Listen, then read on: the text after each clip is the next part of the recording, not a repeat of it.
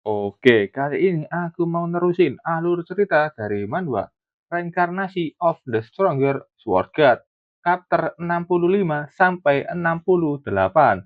Oke, nggak usah lama-lama, kita langsung saja masuk ke ceritanya.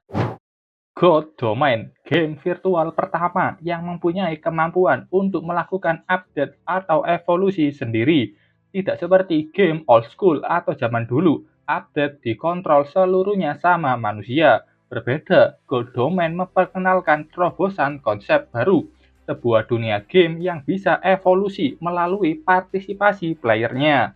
Semuanya tentang bertahan hidup, player beradaptasi dengan sistem di dalam game, dan game sistem tanpa henti mengkoleksi data playernya. Saat para player manusia berjelajah ke dunia game lebih cepat dari yang diperhitungkan sistem, sistem dalam game akan menaikkan kesulitannya. Dan itulah yang mereka sebut The Great Evolution atau evolusi besar. Si Feng tahu update ini kemungkinan karena dirinya yang berhasil mengalahkan bos dengan level tinggi, dan mungkin si Feng akan menjadi target main God System. Si Feng sedang melakukan olahraga untuk meningkatkan kekuatan fisiknya. Perusahaan besar berinvestasi ke God Domain dan merekrut profesional dan newbie dengan potensi besar. Player tingkat profesional mempunyai pendukung tim atas, dan player biasa tidak akan bisa menyainginya. Game akan menjadi lebih sulit. Si Feng membeli banyak sekali suplemen nutrisi grade A. Setiap hari si Feng meminum suplemen itu untuk mendukung semua aktivitasnya. Si Feng berjalan keluar untuk mengupgrade ponselnya. Di kota Jinhai, jalan perdagangan, si Feng berjalan melihat banyak sekali orang yang mulai membeli peralatan VR dan masuk ke game God Domain. Perusahaan besar merekrut player profesional dengan kontrak yang begitu besar.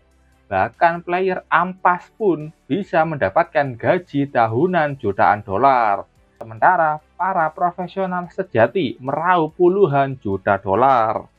Dewi Salju dari kuil Ouroboros atau Bai Qingsui, dia mendapatkan endorsement jutaan dolar hanya dengan mengambil iklan acak. Si Feng sudah berada di area perdagangan. Aku mau ganti HP, katanya ke pegawai toko. Mbak ini bingung kenapa si Feng masih memakai HP model zaman dulu. Apakah si Feng miskin?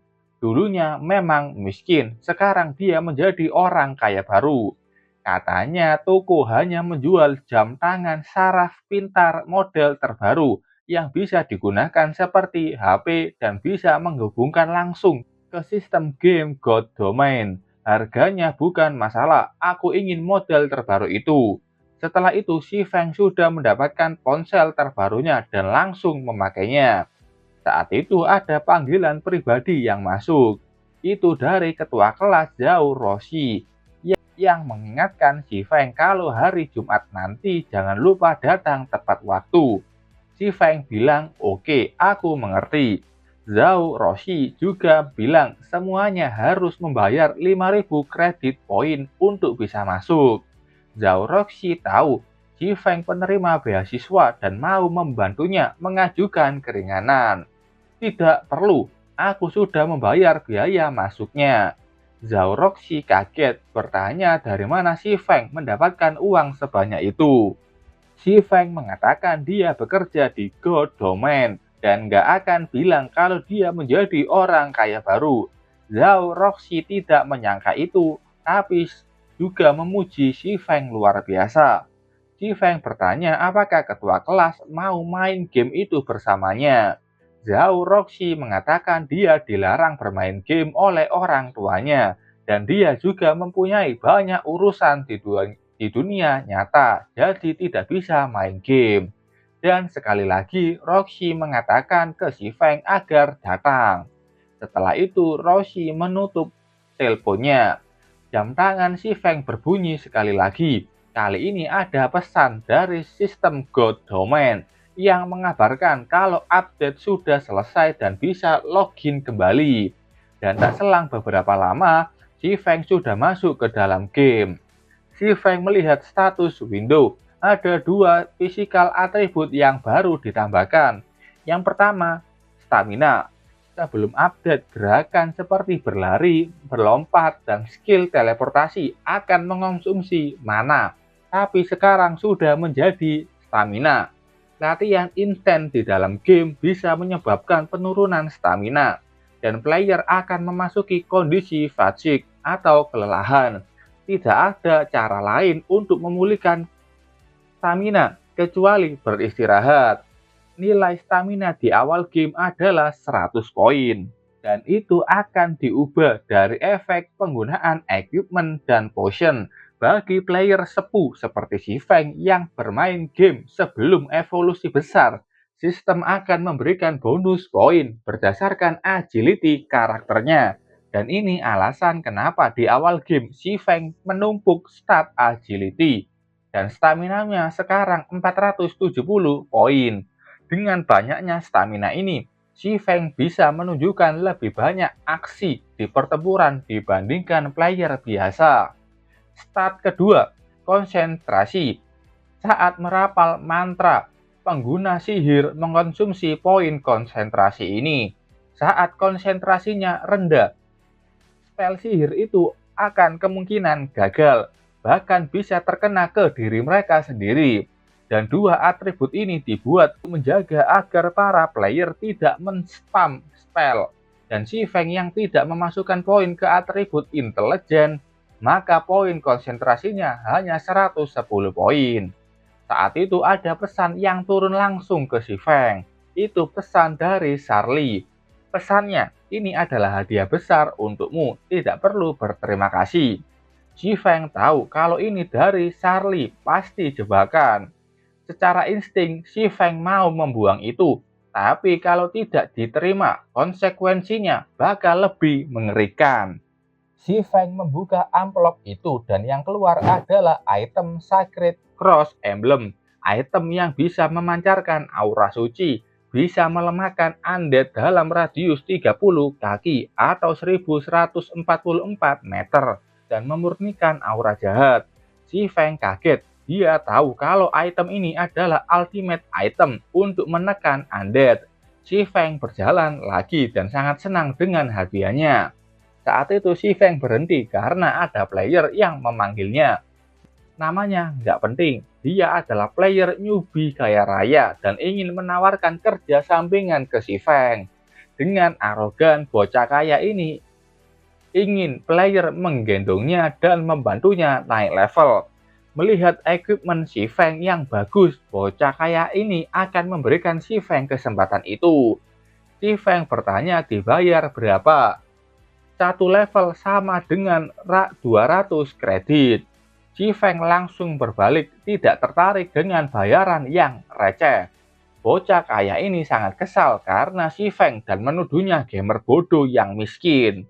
Dengan bodohnya, bocah kaya ini melemparkan batu ke arah si Feng. Batu itu terkena kepala si Feng. Karena itu sistem mendeteksi upaya jahat PK. Si Feng berhenti dan mengeluarkan aura tajam, membuat bocah kaya itu kaget dan bingung. Player lain yang sudah tahu siapa itu si Feng, sang Demon Hunter. Mereka tahu nasib bocah kaya itu akan segera berakhir. Dan pada saat itu para penjaga kota sudah tiba. Mereka mendeteksi adanya rakyat jelata yang menghina dan mencelakai bangsawan. Mereka akan melakukan prosedur eksekusi. Bocah kaya itu terjatuh dan tidak bisa melakukan apapun. Pedang penjaga sudah melakukan prosedurnya. Terima kasih atas kerja keras kalian. Si Feng meninggalkan mereka. Sekarang evolusi besar sudah dimulai. Waktunya untuk Ice Blue Magic Flame. Ice Blue Magic Flame. Skill kedua, Strength Flame, mempunyai efek meningkatkan tingkat keberhasilan penempaan, juga memberikan peluang amat rendah untuk memicu keberhasilan kritis selama penempaan. Si Feng tahu dari kehidupannya yang pertama, ini ada di White River City setelah evolusi besar dilakukan.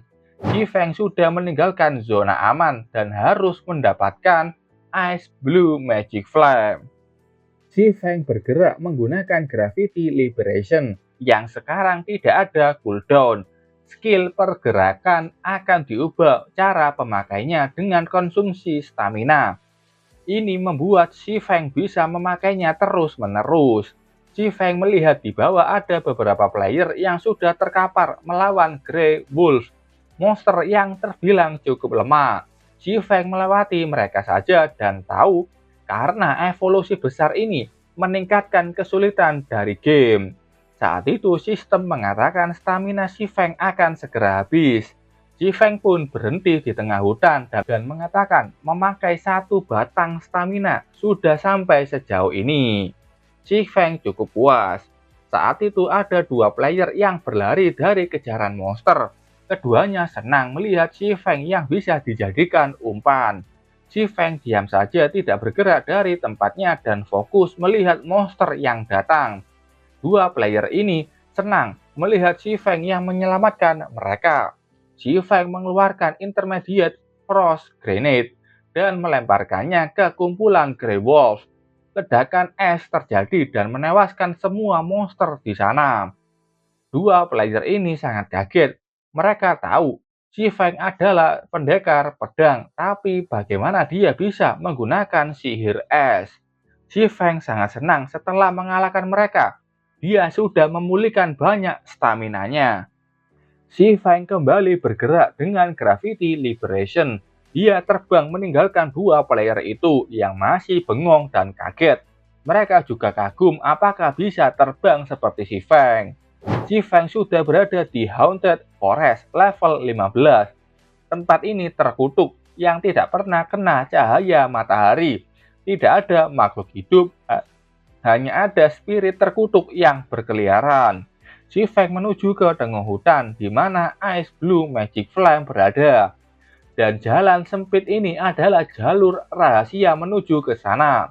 Di kehidupannya dulu ada satu guild besar bernama Sacred Brilliance yang juga mendapatkan Ice Blue Magic Flame. Hasilnya mereka mengirim ribuan anggota ke Haunted Forest. Tapi pengintaian itu merugikan sekitar 2000 korban jiwa. Pada akhirnya Sacred Brilliance mengorbankan 7000 player untuk membersihkan seluruh hutan. Itu adalah harga yang sangat besar untuk mendapatkan Ice Blue Magic Flame. Serangan fisik tidak mempan pada spirit di hutan. Karena itu julukan hutan ini adalah kuburan bagi kelas fisik. Tapi Si Feng senang saat mendapatkan Sacred Cross Emblem dari Charlene. Dengan ini Si Feng dengan tenang menghindari para spirit. Saat itu ada seseorang yang dengan cepat sudah berada di belakang Si Feng. Si Feng merasakan niat membunuh orang itu dan langsung mengaktifkan Defense Blade, menghalau serangan assassin. Berkat skill itu Si Feng selamat. Dia langsung memberikan serangan balik ke assassin itu. Tapi sang assassin berhasil lari. Si Feng berlari menjauh dari sana, menaiki sebuah tangga. Serangan barusan adalah Venomous Serpent Lodge, skill khusus assassin. Daerah gelap seperti ini sangat cocok untuk assassin. Beruntung Si Feng dengan cepat menggunakan Defense Blade. Saat itu assassin itu sudah kembali dan berteriak, "Aku datang untuk nyawamu." Assassin itu dengan cepat sudah sampai di depan Si Feng. Si Feng mengarahkan Defense Blade yang tersisa untuk menghalau lajunya. Tubuh assassin terkena serangan dari Si Feng. Tapi Si Feng tahu itu hanyalah klon. Assassin itu sudah berada di belakang Si Feng. Kau tertipu. Tebasan kuat diarahkan ke Si Feng. Aku Absolute Heaven. Hari ini saat aku mengambil nyawamu, aku ingin kau tahu siapa yang memberikan serangan fatal. Tapi saat itu tubuh Si Feng menghilang. Aku sudah mendengar orang itu unggul dalam teknik penyergapan. Sekarang mereka sudah menampakkan diri. Fisik mereka lebih rapuh dari ahli kutukan. Assassin itu ingin menyerang Si Feng sekali lagi. Tapi Si Feng dengan cepat menggunakan Abyssal Bind, mengikat pergerakannya. Absolute Event tertawa. Si Feng bisa melihat laju teknik shadow concealment-nya. Si Feng mengatakan, maaf kalau aku lancang, teknik bayanganmu itu bukan apa-apa dibandingkan dengan Phantom Kill. Absolute Heaven tertawa, katanya si Feng menarik, dan saling bertarung dengan orang ahli selalu menyenangkan. Dia tertawa, satu kata nasihat, jangan meremehkan kekuatanku. Absolute Heaven berhasil melepaskan diri dari Abyssal Bind. Si Feng mundur, dia baru pertama bertemu player dengan kemampuan seperti itu. Absolute Heaven sudah di depan si Feng dan ingin mengakhiri nyawanya. Si Feng kaget orang ini assassin, tapi ingin bertarung dan menyerangnya secara langsung dari depan. Keduanya adu serangan. Setelah menerima beberapa serangan dari lawannya, Si Feng menyadari kalau lawannya ini sempurna. Sudah lama sejak aku bertemu orang yang bisa membuatku puas bertarung. Si Feng menggunakan Wind Blade yang dengan cepat terbang ke lawannya. Absolute Heaven bersiaga dengan serangan itu, tapi kecepatan teknik Si Feng berhasil mengenai tubuhnya. Si Feng langsung melompat ke atas. Absolute Heaven kaget skill macam apa. Kenapa orang itu bisa terbang? Flame Thunder Storm, skill terkuat Si Feng yang baru dia dapatkan dari pelelangan. Serangan Si Feng sudah menuju ke bawah. Absolute Heaven menggunakan satu clock yang bisa mengurangi serangan elemental sebesar 95% dengan cooldown 2 jam.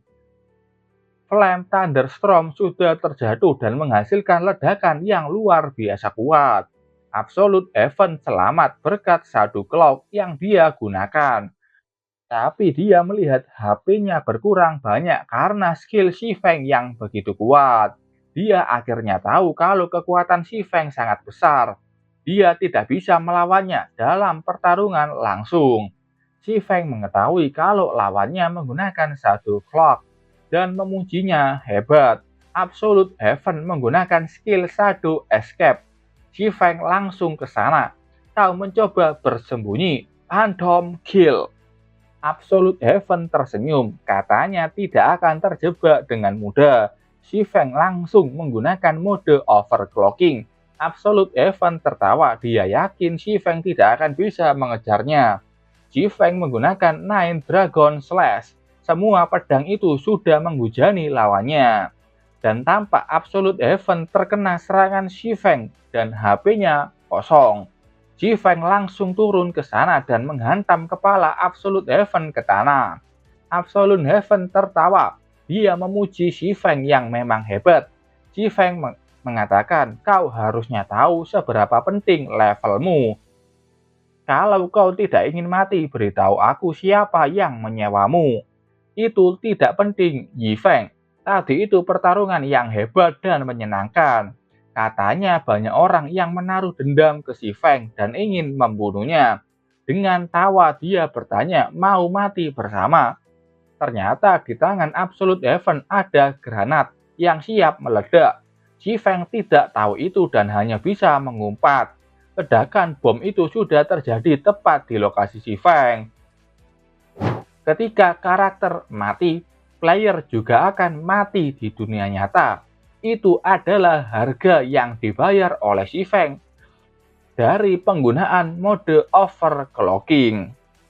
Sistem memberitahu kalau mode overclocking berakhir. Si Feng masih berdiri dan selamat. Dia nyaris saja mati. Tapi bayarannya item Sacred Cross Emblem hancur. Jadi item ini bisa membuat player bertahan hidup dengan sisa 1 HP ketika terkena serangan mematikan. Tapi emblemnya akan langsung hancur secara permanen dan aura suci di tubuh Si Feng menghilang. Si Feng penasaran apa Charlie sudah meramalkan hal seperti ini.